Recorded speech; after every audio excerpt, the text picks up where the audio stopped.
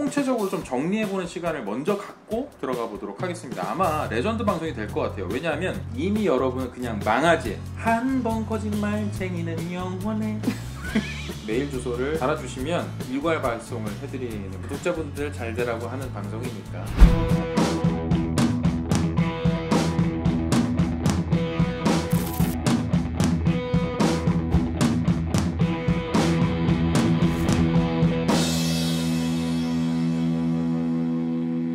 반갑습니다. 여러분의 인생기획 조력자 비빌언덕입니다. 자기소개서 원포인트 레슨으로 한 10분에게 피드백을 좀 드린 적이 있어요. 소위 말해서 좀 답답한 포인트들이 몇 가지가 있었을 것 같습니다. 크게 4가지 정도? 당연한 얘기를 중복해서 도배를 하시는 분들이 많이 있더라고요. 회사에 들어가면 당연히 해야 할 것들인데 그게 어떤 자기만의 전략인 양, 담당 업무와 관련한 정보와 이론을 꼼꼼히 이해하겠습니다. 직무를 제대로 수행하기 위해서 선배들에게 가르침을 받고 필요한 지식을 습득해서 역량을 갖추겠습니다. 잘 융화하는 신입사원이 되겠습니다. 전문성과 경쟁력을 갖추겠습니다. 성과를 높이겠습니다. 이바지하겠습니다. 열심히 하겠습니다. 모든 문장의 말미가 이렇게 끝나는 분들이 계세요. 설득력도 부족해지고 완성도가 좀 떨어진다고 볼 수 있죠. 이런 문장을 쓸 때의 특징은 내가 지금 이 직무에 대해서 공부를 많이 안 한 거예요. 그리고 자신감이 없는 거예요. 전문성과 경쟁력을 갖추겠습니다 하면 굉장히 대단해 보이지만 사실 이게 어떤 의미로 받아들여지냐면, 예를 들면 어떤 조기 축구 모임에 청년 하나가 찾아왔어요. 그래서 나도 끼워달라 라고 했더니 회장이 그럼 당신은 어떤 포지션이고 어떤 걸 잘합니까? 팀에서 뭘 할 수 있죠? 라고 물어봤다고 쳐요. 그러면 그 청년이 이렇게 대답을 하는 거예요. 저는 앞을 잘 보고 뛰고요. 공이 저한테 오면 드리블을 잘 할 거고, 패스를 해야 될 때는 패스를 할 거고, 골문 앞에서는 슈팅을 할 수 있도록 애를 쓸 겁니다. 가만히 듣고 보면 되게 헛웃음 나는 이야기들이잖아요.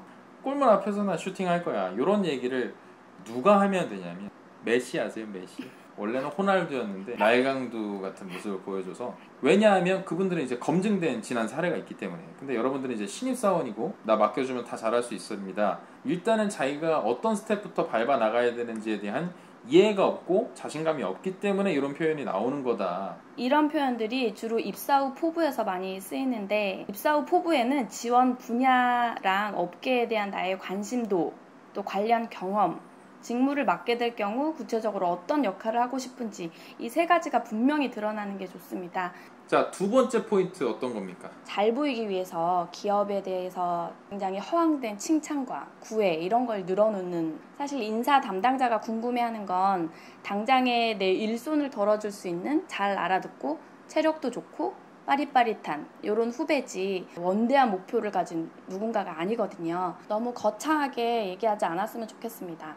자, 그럼 이제 3번째로 넘어가 볼게요. 3번째 어떤 거죠? 네, 자소서를 읽다가 제가 웃게 되는 경우가 몇 번 있어요. 너무 솔직하게 적었을 때, 저는 고삐 풀린 망아지 같았습니다. 부모님께 그때 돈을 빌렸다가 나중에 갚았는데 사람들과 어울리지 못해서 한동안 혼자 지낼 때가 많았습니다. 사실이었다고 할지라도 경험을 위주로 작성하라는 말이 결코 그 경험의 모든 과정을 밝히라는 뜻은 아니거든요. 최소한 불리한 점은 적지 않아도 된다. 결코 사실을 그대로 나열하는 게 아니라 자신의 강점이 가장 잘 드러낼 수 있도록 재구성을 해야 된다. 저는 사람들과 어울리지 못하는 성격입니다.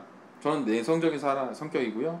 누가 여러분과 일을 하고 싶어 하겠습니까? 그리고 특히나 고삐 풀린 망아지와 같이 일을 하고 싶어 하는 사람은 존재하지 않아요. 요새 비긴 어게인 보셨어요? 네. 거기 보면 박정현이 최근에 노래를 부른 게 있어요. 한 번 거짓말쟁이는 영원해. 뭔 얘기냐면 사람은 고쳐 쓰는 게 아니라는 겁니다. 사람은 한 번 거짓말쟁이는 영원해. 자기소개서에 나는 고삐 풀린 망아지 같았어, 지금은 아니야 라고 써봐야 쓸데가 없다는 겁니다. 이미 여러분은 그냥 망아지. 제발 그 주변을 좀 불편하게 만드는 표현을 쓰지 마라.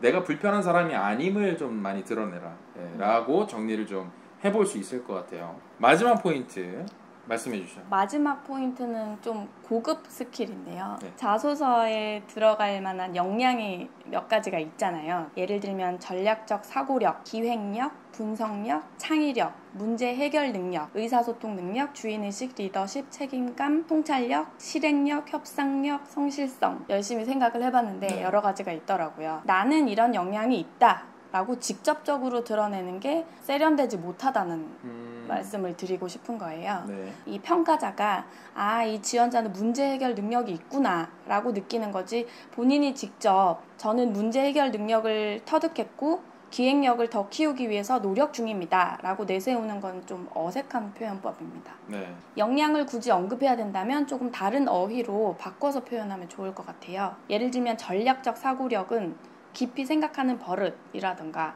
문제 해결 능력은 순발력, 의사소통 능력은 의견을 조율하는 데 자신이 있다.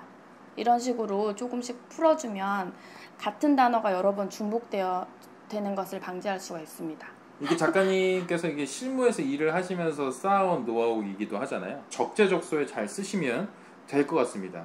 자, 그래서 오늘 이제 4가지 포인트를 잘 잡아봤어요. 오늘 말씀드렸던 준비하셨던 원고를 구독자분들께 보내드리는 건 어떨까요?